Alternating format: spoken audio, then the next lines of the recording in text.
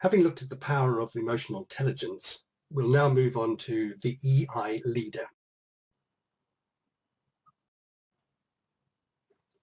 In this module, you'll learn about how the power of emotional intelligence has been converted into model, and then I'll take you through each part of the model.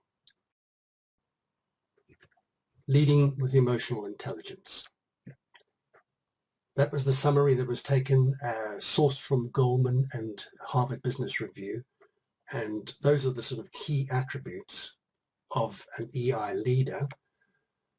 Bear in mind that leadership is all about empowering people, it's about engaging people, and it's about enabling people.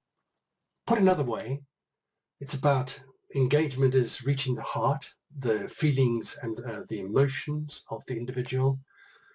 The head, the logic, make sure it all comes together. And the hands is the doing part, the skills of being able to do something within an organization. So empower, engage, and enable. So one of the key things that we teach as part of presentation skills is that the communicated message, words only account for 7%. The voice tonality accounts for 38%, but body language provides a massive 55%. Therefore, the emotional intelligent leader would be looking a lot at what the body language, looking at any disconnect between what people are saying and what their bodies and what their tonality is saying.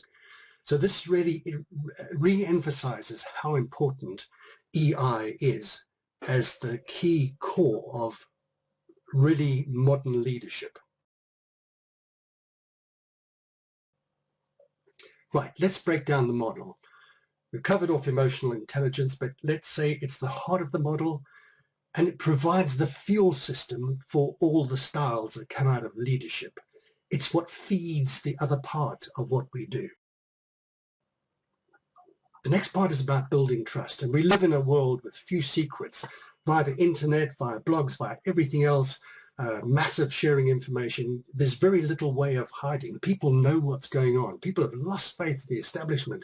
You know, all the problems with austerity, with currencies, you know, with greedy sort of senior executives, all these sort of problems, and people have lost faith. So a fundamental of leadership today is building trust.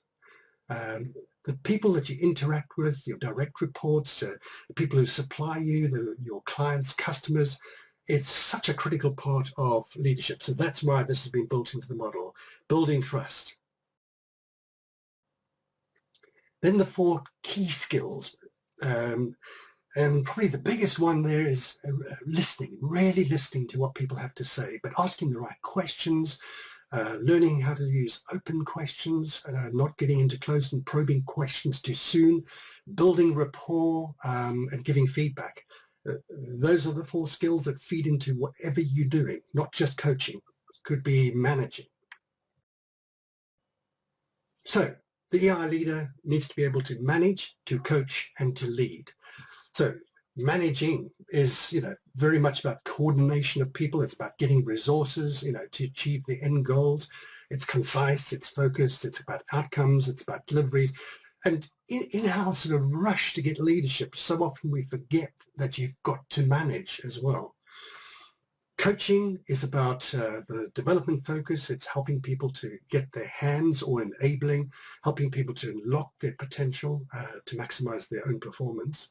And then leading is providing the inspiration and encouragement to individuals, you know, getting the heart, winning hearts to new things that are happening in the organization. So leadership is the ability to inspire people to go beyond what they thought they were capable of achieving.